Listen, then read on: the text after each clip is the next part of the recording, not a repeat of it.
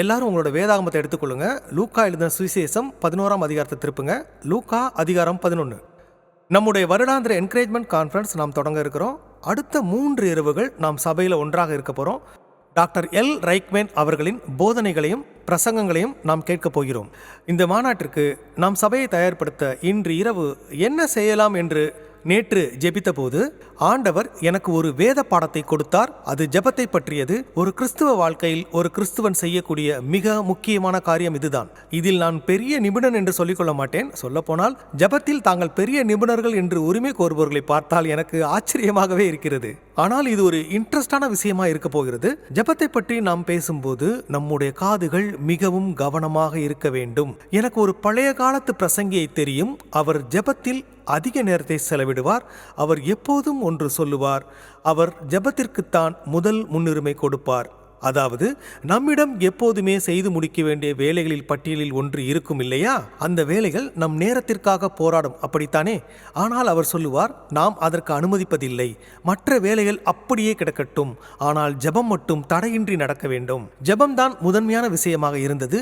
நாமும் அதை செய்ய தேவன் நமக்கு உதவுவாராக.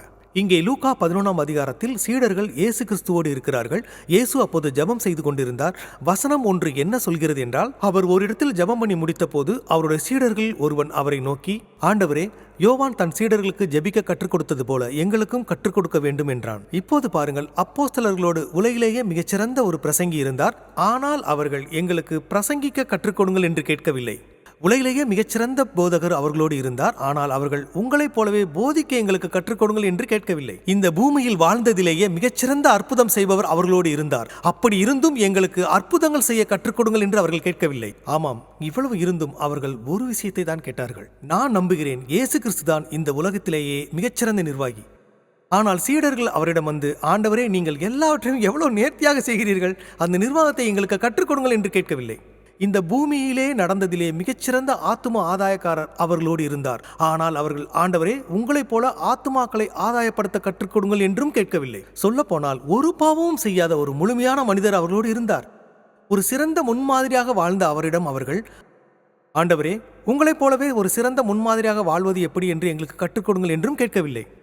சுவிசேஷ புத்தகங்களில் சீடர்கள் இயேசுவிடம் இப்படி எதையும் கேட்டதாக நாம் பார்க்க முடிவதில்லை. ஆனால் அவருடைய வாழ்க்கையில் அவர்களை மிகவும் ஈர்த்த, அவர்கள் வியந்து கேட்ட அந்த ஒரு காரியம் இதுதான். அவர்கள், ஆண்டவரே, எங்களுக்கு ஜெபிக்க கற்றுக் கொடுங்கள் என்றார்கள். அதையே ஒரு தொடக்கமாக வைத்து ஆண்டவர் ஜெபத்தை பற்றிய போதனைகளை தொடங்குகிறார். நாமும் இன்று ஜெபத்தை பற்றி ஆழமாக பார்க்க போகிறோம். அதற்கு முன்பாக நாம் ஜெபிப்போம். பிதாவே, இந்த சில நிமிடங்களுக்காக உமக்கு நன்றி செலுத்துகிறோம். இதை பார்க்கிறவர்களை ஆசீர்வதித்து கிறிஸ்து ஜெபத்தை பற்றி சொன்ன மிக முக்கியமான இந்த விஷயத்தை புரிந்து கொள்ள எங்களுக்கு உதவுவீராக. இது எங்களின் ஜெப வாழ்க்கைக்கு உதவட்டும். ஏற்கனவே இதை தெரிந்தவர்களுக்கும் கர்த்தருக்குள் புதிதாக வந்த இதுவரை கேட்டிராதவர்களுக்கும் இது ஆசீர்வாதமாக இருக்கட்டும். இயேசுவின் நாமத்தினாலே ஜெபிக்கிறோம் ஜீவனுள்ள பிதாவே, ஆமேன். ஹெவன் 88.7 வானொலி 1997 தொடங்கப்பட்டது. அப்போது ஒளிபரப்புவதற்கு நல்ல நிகழ்ச்சிகள் மற்றும் நல்ல இசையை தேடிக்கொண்டிருந்தோம். நிறைய நல்ல விஷயங்கள் வந்து குவிந்தன. அப்போது ப்ராப்பசி ஃபார் டுடே என்ற ஒரு நிகழ்ச்சியை பற்றி கேள்விப்பட்டேன். அது பற்றி எனக்கு தெரியாது. ஆனால் இப்போது நீங்கள் அதை கேட்டிருக்கலாம். அது டாக்டர் ஜிம்மி டி யங் அவர்களுடையது. ஆமாம், அது டாக்டர் ஜிம்மி டி யங் தயாரித்தது. அவர் ஒரு யூதர். இஸ்ரேலை பற்றியும் உலக நிகழ்வுகள் மற்றும் தீர்க்க தரிசனங்களை பற்றியும் மிக சுவாரஸ்யமாக பேசுவார். இப்போதும் அந்த நிகழ்ச்சி வார இறுதி நாட்களில் வானொலியில் ஒளிபரப்பாகிறது. ஆனால் அதை ஒளிபரப்பும் முன் அவருடைய கொள்கைகள் சரியாக இருக்கிறதா என்று சோதிக்க விரும்பினேன். அதனால் அவரிடம் போனில் பேசினேன். எல்லாமே சரியாகத்தான் இருந்தது. பல வருடங்களுக்கு பிறகு நானும் என் மனைவியும் டாக்டர் ஜிம்மி டி யங் அவர்களை நேரில் சந்திக்கும் வாய்ப்பு கிடைத்தது.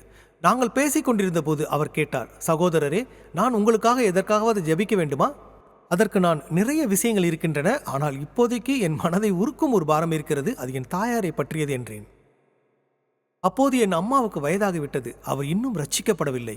தயவு செய்து என் அம்மாவுக்காக ஜெபியுங்கள் என்றேன். அவர் நிச்சயமாக ஜெபிக்கிறேன் என்றார். எப்படியோ வருடங்கள் ஓடிவிட்டன. அந்த நிகழ்ச்சி எங்கள் வானொலியில் 25 ஆண்டுகளுக்கும் மேலாக ஒளிபரப்பாகிறது. 2014 என் மனைவி இஸ்ரேலில் உள்ள தோட்ட கல்லறைக்கு சென்றிருந்தார். அங்கே நிறைய கூட்டம் இருந்தது. அப்போது அங்கிருந்த ஒருவரின் குரல் என் மனைவிக்கு மிகவும் பரிச்சயமானதாக தோன்றியது. அவர் திரும்பி பார்த்தபோது அது ஜிம்மி டி யங்.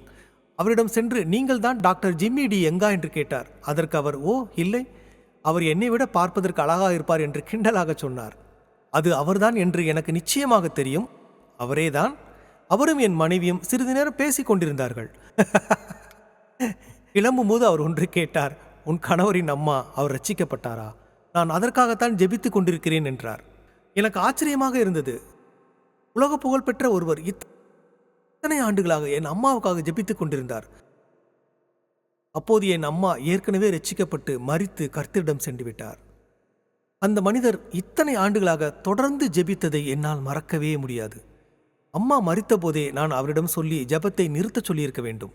ஆனால் அவர் விடாமல் ஜெபித்துக் கொண்டிருந்தார். ஜெபம் அவ்வளவு முக்கியமானது. ஒரு கிறிஸ்தவன் செய்யக்கூடிய மிக முக்கியமான காரியம் இதுதான். நீங்கள் எவ்வளவு பெரிய கிறிஸ்தவர் என்று எனக்கு தெரியாது. ஆனால் நம் சபையிலேயே சிறந்த கிறிஸ்தவர் யார் தெரியுமா? யார் ஒருவருக்கு தேவனிடம் பேசும் சிறந்த ஜெப வாழ்க்கை இருக்கிறதோ அவர்தான் சிறந்தவர். இதற்காக நாம் எல்லோருமே தகுதியானவர்கள்தான். நீங்கள் எளியவராக உணரலாம், ஆனால் ஜெபத்தில் நாம் அனைவருமே சமமானவர்களே. என்னை பார்த்து நீங்கள் ஒரு பிஸியான போதகராக இருக்கிறீர்கள், உங்களுக்கு 1000 வேலைகள் இருக்கு என்று எனக்கு எல்லோரும் சொன்னாலும் நான் ஜெபத்திற்காக நேரம் ஒதுக்கியே ஆக வேண்டும். என்னிடம் ஒரு ஜெபப்பட்டியல் இருக்கிறது. அதுதான் என் முதல் முன்னுரிமை. எனக்கு எவ்வளவு வேலைகள் இருந்தாலும் தேவனோடு செலவிடும் நேரம்தான் முதன்மையானது. ஆனால் வருத்தமான விஷயம் என்னவென்றால், எத்தனையோ காரியங்கள் நம் நேரத்தை அபகரிக்க பார்க்கின்றன. நம் தொழில்கள், பொழுதுபோக்குகள், ஏன் ஊழியங்கள் கூட சில நேரங்களில் ஜெபத்தை பின்னுக்கு தள்ளிவிடுகின்றன. நான் அந்த வேலைகளை குறைத்து சொல்லவில்லை, ஆனால் சில நேரங்களில் அவை ஜெபத்தை தள்ளி விட்டு விடுகின்றன. தேவன் அமைதியாக ஓரத்தில் காத்திருக்கிறார். எப்போது என்னோடு சிறிது நேரம் செலவிடப் போகிறாய் என்று கேட்கிறார். இப்போது 1ஆம் வசனத்தில் இயேசு ஓரிடத்தில் ஜெபம் செய்து கொண்டிருந்தார் என்று வேதம் சொல்கிறது. ஓரிடத்தில் என்கிற அந்த வார்த்தை எனக்கு மிகவும் பிடிக்கும். உங்களுக்கு என்று ஒரு தனிப்பட்ட ஜெப இடம் இருக்கிறதா? என் வீட்டின் மொட்டை மாடி அறைதான் என்னுடைய இடம். அது என் வீட்டின் மிக உயர்ந்த பகுதி. அங்கேதான் நான் ஜெபிப்பேன். இயேசு ஜெபம் செய்து முடித்த போது சீடர் ஒருவர் வந்து, ஆண்டவரே, யோவான் தன் சீடர்களுக்கு கற்றுக் கொடுத்தது போல எங்களுக்கும் ஜெபிக்க கற்றுக் கொடுங்கள் என்றார். அப்போஸ்தலர்கள் எத்தனையோ விஷயங்களை கேட்டிருக்கலாம், ஆனால் அவர்கள் ஜெபத்தை கற்றுத்தர சொன்னார்கள். உடனே இயேசு அவர்களுக்கு கற்றுக் கொடுக்க தொடங்கினார். இதை சிலர் பரமண்டலத்தில் உள்ள ஜெபம் என்பார்கள். ஆனால் இது இயேசுவின் ஜெபம் அல்ல, இது ஒரு மாதிரி மட்டுமே. இயேசுவின் உண்மையான ஜெபத்தை பார்க்க வேதாகமத்தில் யோவான் 17 வாசியுங்கள். வேதாகமம் எப்போதும் தெளிவான விஷயங்களே நமக்கு கற்றுக் கொடுக்கிறது. அப்படி தெளிவான விஷயங்களை நாம் கற்றுக்கொள்ளும் போது இன்னும் நிறைய விஷயங்கள் நமக்கு புரிய வருகிறது. அப்படி பார்க்க போனால் யோவான் 17 என்ன சொல்லியிருக்கிறது என்றால், நமக்காக இந்த பூமிக்கு வந்த தேவகுமாரன் அவரே ஜெபிக்க வேண்டிய கட்டாயத்தில் இருந்தார். இப்பொழுது உங்களுக்கு புரிகிறதா? தூய்மையான பாவமில்லாத தேவகுமாரனுக்கே ஜெபிக்க வேண்டிய அவசியம் இருந்ததென்றால் நாமும் அதை செய்வது எவ்வளவு முக்கியம் என்று யோசித்து பாருங்கள். இங்கே அவர் கற்றுக் கொடுப்பது இயேசுவின் ஜெபம் அல்ல. அவர் இங்கு ஜெபிக்கவில்லை, ஆனால் லட்சக்கணக்கான மக்கள் இதை திரும்ப திரும்ப சொல்வதையே ஜெபம் என்று நினைக்கிறார்கள். மத்தேயு 6:7 இயேசு சொல்லியிருக்கிறார், அஞ்ஞானிகளைப் போல வீண் வார்த்தைகளை திரும்ப திரும்ப சொல்லாதீர்கள் என்று. அது பெரிய காரியம் அல்ல. நாம் ஏதாவது பெறுவதற்காக ஒரு விஷயத்தை திரும்ப திரும்ப செய்வது முக்கியமான வேலை அல்ல. ஏதோ ஒரு பலனை பெறுவதற்காக திரும்ப திரும்ப சொல்வது ஒரு அந்நிய பழக்கமாகும். முதல் வசனத்தை பார்த்து விட்டோம் அல்லவா? இப்பொழுது 2ஆம் வசனத்தை பாருங்கள். அவர் போதனையை தொடங்குகிறார். இந்த இடத்தில் நாம் எப்படி ஜெபிக்க வேண்டும் என்பதை நமக்கு முழுமையாக கற்றுக் கொடுக்கிறார். இந்த வசனத்தை நாம் புரிந்து கொண்டால் இங்கிருந்து நாம் தொடங்கலாம். அவர் சொன்னார், நீங்கள் ஜெபம் பண்ணும்போது பரலோகத்தில் இருக்கிற எங்கள் பிதாவே, உம்முடைய நாமம் பரிசுத்தப்படுவதாக என்று சொல்லுங்கள் என்று வேதாகமத்தில் குறிப்பிடப்பட்டுள்ளது. இதுதான் துதித்தல். இப்படி நாம் கடவுளை துதித்தல் தான் நாம் ஜெபம் பண்ணும் வழியாக வேதாகமும் நமக்கு சொல்கிறது. ஜெபத்தில் துதிப்பதும் அடங்கும். நீங்கள் தினமும் ஜெபிக்கும் ஜெப நேரத்தில் ஆண்டவரை துதிப்பதற்கென்று சிறிது நேரமாவது செலவழிக்கிறீர்களா? நாம் அவரை துதிக்கும் போது அவர் நிச்சயம் அதை ரசிப்பார், மனம் மகிழ்வார். நமக்காக ஒரு நேரத்தை அவர் கொடுப்பார். அவரும் ஒரு தந்தை அல்லவா? தன் பிள்ளை நீங்கள் தான் சிறந்த அப்பா என்று சொல்லும் பொழுது எந்த தந்தை தான் மகிழ மாட்டார்? நம் குழந்தைகள் நம்மை பார்த்து யூ ஆர் குட் டேடி என்று சொல்லும் பொழுது நாம் எவ்வளவு மனம் மகிழ்வோம். நம் எல்லோருக்கும் தந்தை அவர்தானே. இந்த உலகத்தின் தந்தை அவர்தானே. அவரை பார்த்து நாம் துதிக்கும் பொழுது அவர் மிகவும் மனம் மகிழ்வாரா இல்லையா? என் பிள்ளைகள் வளரும்போது சில நேரம் திடீரென்று அப்படி சொல்வார்கள். எனக்கு அது மிகவும் பிடிக்கும். அதுபோலவே உம்முடைய நாமம் பரிசுத்தப்படுவதாக என்று நாம் துதிக்க வேண்டும். நாம் தேவனை துதிப்பதற்கு எவ்வளவோ காரணங்கள் இருக்கின்றன. தேவனுக்கு நன்றி செலுத்துவதும் துதிப்பதும் ஒன்றுதானே என்று நீங்கள் கேட்கலாம். இல்லை, அது வேறு, இது வேறு. ஜெபத்தில் நன்றி செலுத்துவதும் அடங்கும். ஆனால் துதி என்பது நன்றியிலிருந்து மாறுபட்டது. நன்றி என்பது அவர் நமக்கு செய்த நன்மைகளுக்காகவும் ஆசீர்வாதங்களுக்காகவும் சொல்வது. நன்றாக தெரிந்து கொள்ளுங்கள். ஆனால் துதி என்பது அவர் யார் என்பதற்காக அவரை உயர்த்துவது. சூரியனை 27 மில்லியன் டிகிரி வெப்பமாக உருவாக்க முடிந்த ஒருவர் நமக்கு மிகவும் ஆச்சரியமானவர். அவர் நம்முடைய துதிக்கு பாத்திரமானவர். லூக்காவை அப்படியே வைத்துவிட்டு சங்கீதம் 145 பாருங்கள். இங்கே துதி என்பது எவ்வளவு அழகானது.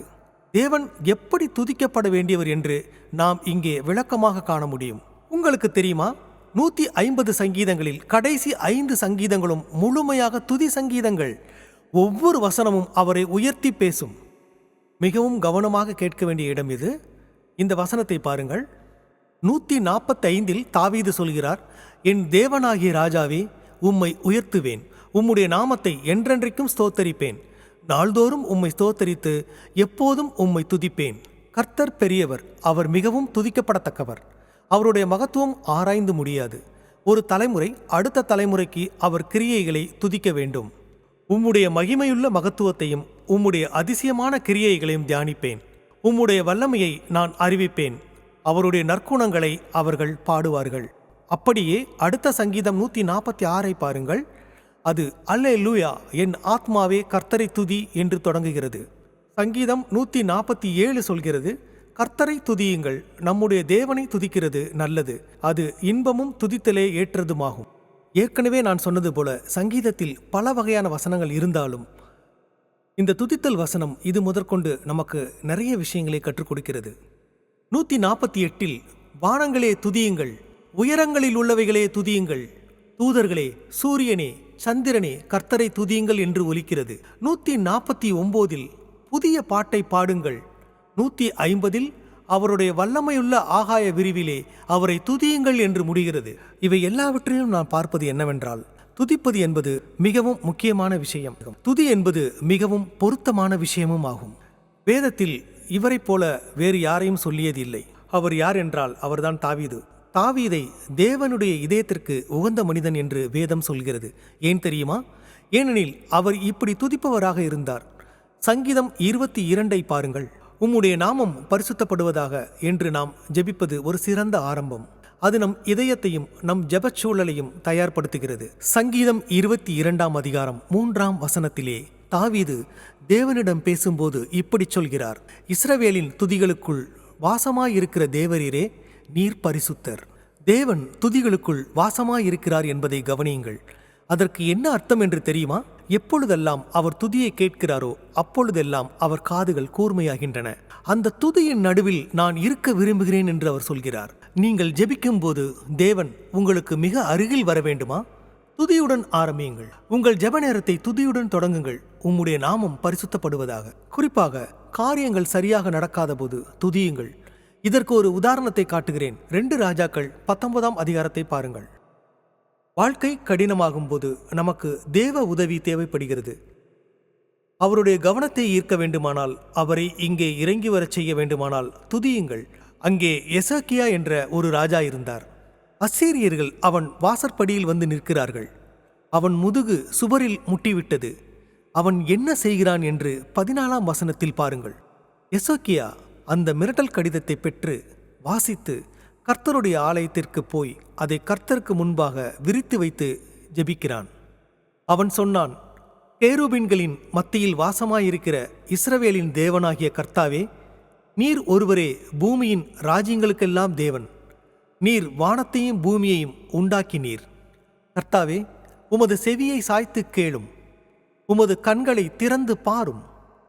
ஜீவனுள்ள தேவனை நிந்திக்க சனகிரிப் அனுப்பின வார்த்தைகளை கேளும். கவனித்தீர்களா? தன் விண்ணப்பத்தை வைப்பதற்கு முன்பே தேவன் யார், அவர் எவ்வளவு பெரியவர் என்பதை அவன் அங்கீகரிக்கிறான். இதுதான் முக்கியம். அவன் தன் ஜெபத்தை துதியுடன் தொடங்கினான். நான் சொல்கிறேன், தேவன் அதை ஒருபோதும் தவறாக நினைக்க மாட்டார்.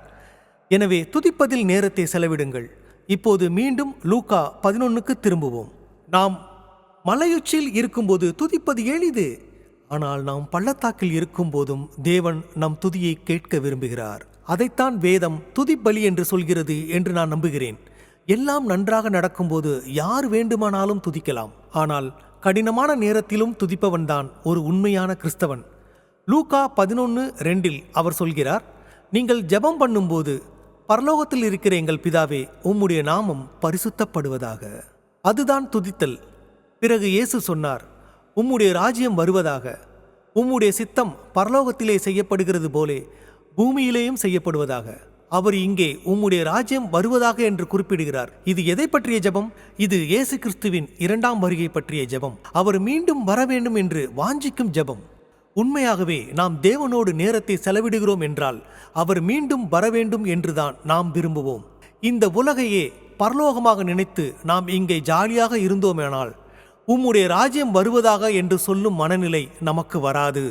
ஆண்டவர் மீண்டும் வருவதை பார்க்க நீங்கள் ஆவலாக இருக்கிறீர்களா? இன்றைய உலகம் ஒரு பெரிய குழப்பத்தில் இருக்கிறது.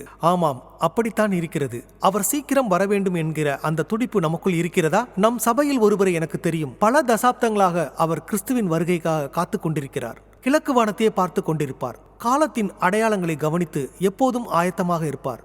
அவரிடம் பேசினால் அவருடைய இதயத்தில் இதுதான் இருக்கும். ஆனால் நம் நிலை என்ன? நம் ஜெபத்தில் நேரத்தை செலவிடுகிறோம் என்பதற்கு இதுவே அடையாளம். ஏனெனில் நாம் இந்த உலகத்தின் மீது வெறுப்பு கொள்வோம். உங்களை பற்றி எனக்கு தெரியாது, ஆனால் நான் ஜெபத்தில் தேவனோடு நெருங்க இந்த உலகத்தை பார்க்க எனக்கு பிடிக்கவில்லை. அவர் வருவதை பார்க்க வேண்டும் என்கிற வாஞ்சை தான் எனக்குள் அதிகமாகிறது. ஃபானி கிராஸ்பி எழுதியது போல அவரை முகமுகமாய் பார்க்க வேண்டும். இப்போது வெளிப்படுத்துதல் 22ஆம் அதிகாரத்தை பாருங்கள். சில விசுவாசிகள் பின்மாற்றத்தில் இருக்கலாம், அல்லது இங்கே நான் ரொம்ப சந்தோஷமாக இருக்கேன் என்று நினைக்கலாம். கிறிஸ்து இன்று வருவாரா என்று அவர்கள் யோசிப்பதே இல்லை. ஆனால் நாம் ஜெபிக்கும் போது அந்த வாஞ்சை நம் இதயத்தில் இருக்க வேண்டும் என்று கிறிஸ்து விரும்புகிறார். வேதாகமத்தின் 66 புத்தகங்களும் முடிவு கோரும் கடைசி அதிகாரம் இது. கடைசி சில வசனங்கள் 17ஆம் வசனத்தில் கிறிஸ்து பேசுவதை பார்க்கிறோம். அவர் சொல்கிறார், ஆவியும் மணவாட்டியும் வா என்கிறார்கள். கேட்கிறவனும் வா என்பானாக. தாகமாய் இருக்கிறவன் வரக்கடவன். விருப்பம் உள்ளவன் ஜீவ தண்ணீரை இலவசமாய் வாங்கிக் கொள்ள கடவன். என்ன இது வா என்று கூப்பிடும் விஷயம்? இது கிறிஸ்துவின் வருகைக்காக கெஞ்சும் ஜெபம். உம்முடைய ராஜ்யம் வருவதாக. இப்போது 20ஆம் வசனத்தை பாருங்கள். இவைகளை சாட்சியாக சொல்லுகிறவர் நமது இயேசுதான். அவர் சொல்கிறார், மெய்யாகவே நான் சீக்கிரம் வருகிறேன் என்கிறார். அதற்கு பதில் என்ன தெரியுமா? ஆமீன். கர்த்தராகிய இயேசுவே வாரும். இது எனக்கும் மிகவும் சுவாரஸ்யமானது. இதை அங்கே யார் சேர்த்திருப்பார்? யோவான் தான் என்று நான் நினைக்கிறேன். இதுவரை பார்த்ததை எல்லாம் எழுதி கொண்டிருந்த அவரால் இந்த இடத்திற்கு யோவானால் சும்மா இருக்க முடியவில்லை என்று நான் நினைக்கிறேன். அவர் ஒரு கருத்தை இங்கே சொல்லியே ஆக வேண்டும் என்று நினைக்கிறார். நான் வருகிறேன் வருகிறேன் வருகிறேன் என்று ஆண்டவர் சொன்ன பிறகு அவரால் கட்டுப்படுத்த முடியவில்லை. மேலும் அவர் என்ன சொல்கிறார் என்றால், ஆமீன், கர்த்தராகிய இயேசுவே வாரும். இதிலிருந்து யோவான் ஜெபத்தில் அதிக நேரத்தை செலவிட்டார் என்று எனக்கு தோன்றுகிறது. அவர் ஆண்டவர் வருவதை பார்க்க விரும்பினார்.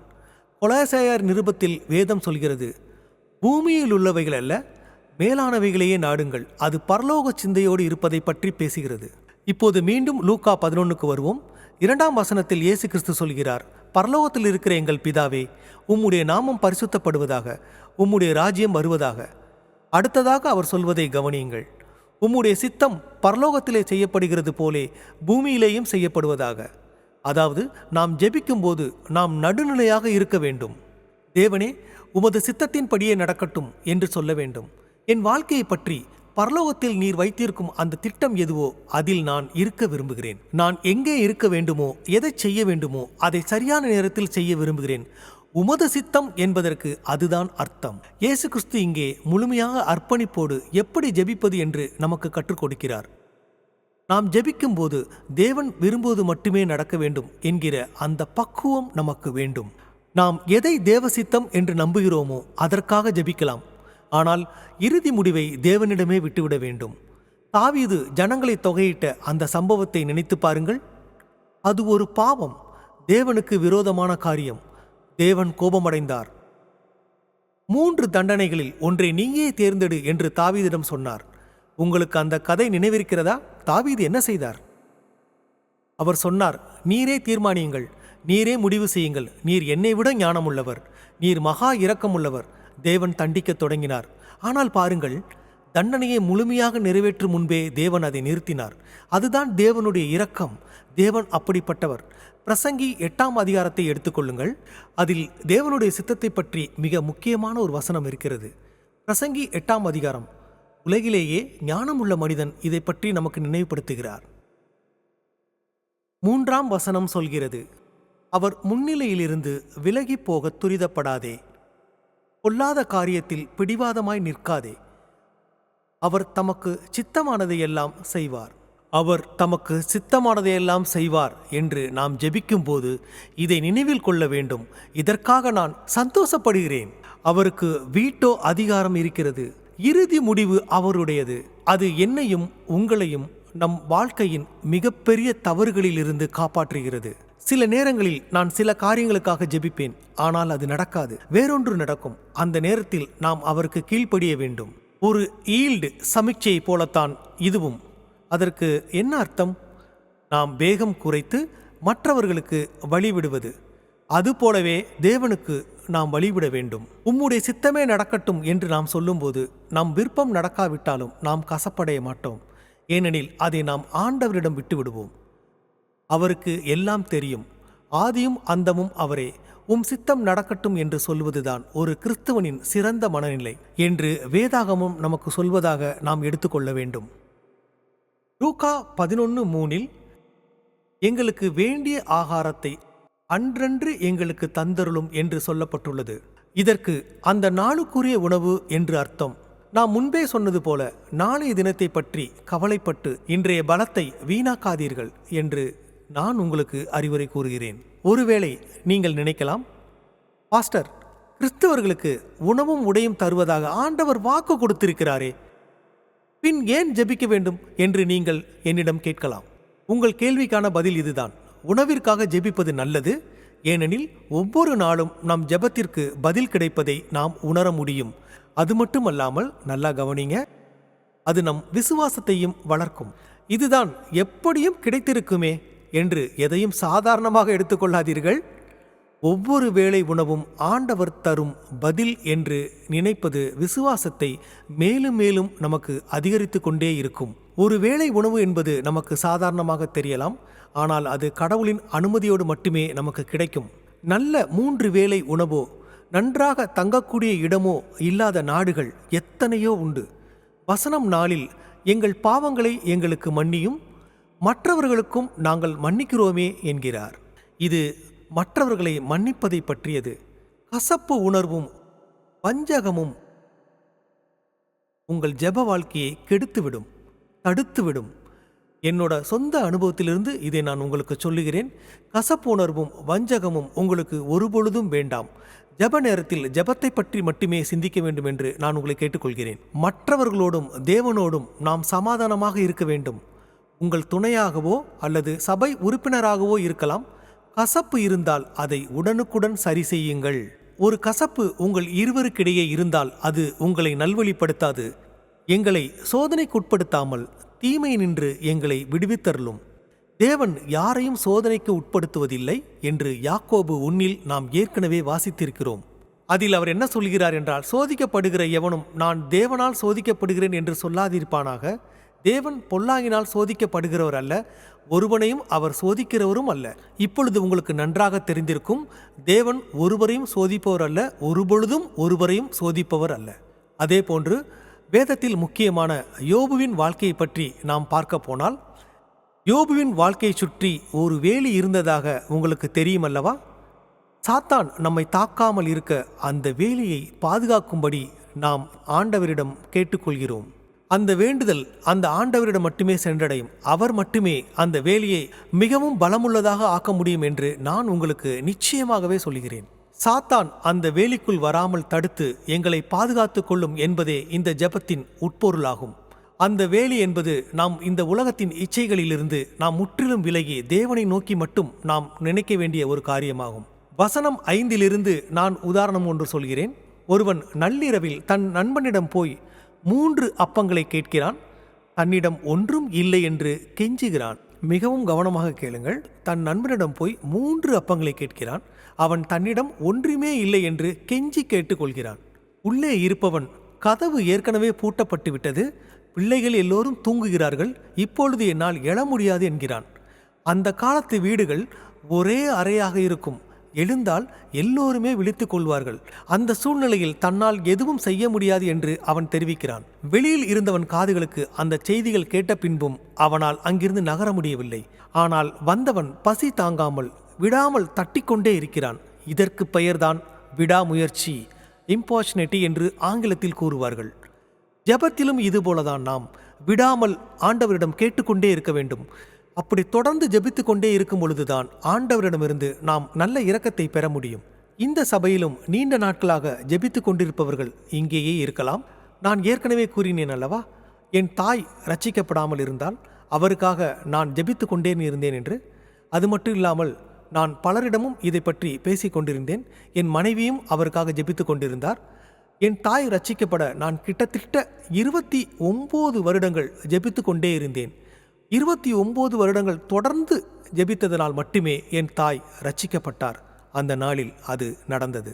அந்த அதிசயம் அவர் இறப்பதற்கு 1.5 மாதத்திற்கு முன்புதான் நடந்தது. அந்த 1.5 மாதத்திற்கு முன்புதான் அவர் ரட்சிக்கப்பட்டார். அவர் ஒரு நடமாடும் அற்புதமாக இருந்தார். எத்தனையோ சடங்குகளுக்குள் சிக்கியிருந்த அவர் மாறவே மாட்டார் என்றுதான் நான் முதலில் நினைத்து கொண்டிருந்தேன். நீண்ட நாள் ஜெபத்திற்கு பின்பும் அவர் மாறாதது எனக்கு ஆச்சரியமாக இருந்தது. ஆனால் ஆண்டவர் அதை மாற்றி காட்டினார். கைவிடாதீர்கள், தட்டிக்கொண்டே இருங்கள். அந்த நண்பன் என் நண்பன் என்பதற்காக இல்லாவிட்டாலும் இவன் விடாமல் தொந்தரவு செய்வதற்காகவாது எழுந்து அதை கொடுக்கிறான். இயேசு சொன்னார், கேளுங்கள் கொடுக்கப்படும், தேடுங்கள் கண்டடைவீர்கள், தட்டுங்கள் திறக்கப்படும். இந்த வசனம் மத்தேயு 7:7 உள்ளது. இதை நீங்கள் ஏற்கனவே தெரிந்து கொண்டிருப்பீர்கள். இருந்தாலும் நான் மீண்டும் ஒரு முறை உங்களுக்கு நினைவுபடுத்திக் கொள்கிறேன். இயேசு மீண்டும் சொல்கிறார், நீங்கள் கேளுங்கள் கொடுக்கப்படும், தேடுங்கள் கண்டடைவீர்கள், தட்டுங்கள் திறக்கப்படும். கிரேக்கத்தில் இதற்கு தட்டிக்கொண்டே இருங்கள் என்று அர்த்தமாகிறது. இது ஒரு முறை செய்வதல்ல, தொடர்ந்து செய்ய வேண்டும். தொடர்ந்து செய்யும் பொழுது அன்பானவர்களே, சோர்ந்து போகாதீர்கள். தேவன் நிச்சயமாக நமக்கு நல்ல பதிலை தருவார். அந்த பதிலில் இருந்து நம் வாழ்க்கைக்கு தேவையான அத்தனை விஷயங்களையும் நாம் கற்றுக்கொள்ள முடியும். சீடர்களுக்கு இயேசு செய்த மிகப்பெரிய உதவி ஜெபிக்க கற்றுக் கொடுத்ததுதான். நாமும் இதை பின்பற்றுவோம். தொடர்ந்து ஜெபித்துக் கொள்வோம். நாமும் மற்றவர்களுக்கு ஜெபிக்க கற்றுக் கொடுப்போம். அப்படி தொடர்ந்து ஜெபித்து கொண்டிருக்கும் பொழுது நாம் நிறைவான ஒரு வாழ்க்கையை கண்டடைய முடியும். அந்த வாழ்க்கை நமக்கு தேவன் தந்தது. நீங்கள் தொடர்ந்து ஜெபித்து கொண்டே இருங்கள். தேவன் நம் தேவைகளை எல்லாம் சந்திப்பாராக. இதே மாதிரி எல்லா பயிற்சிகளுக்கும் தேவன் நமக்கு உதவுவாராக. ஆமேன்.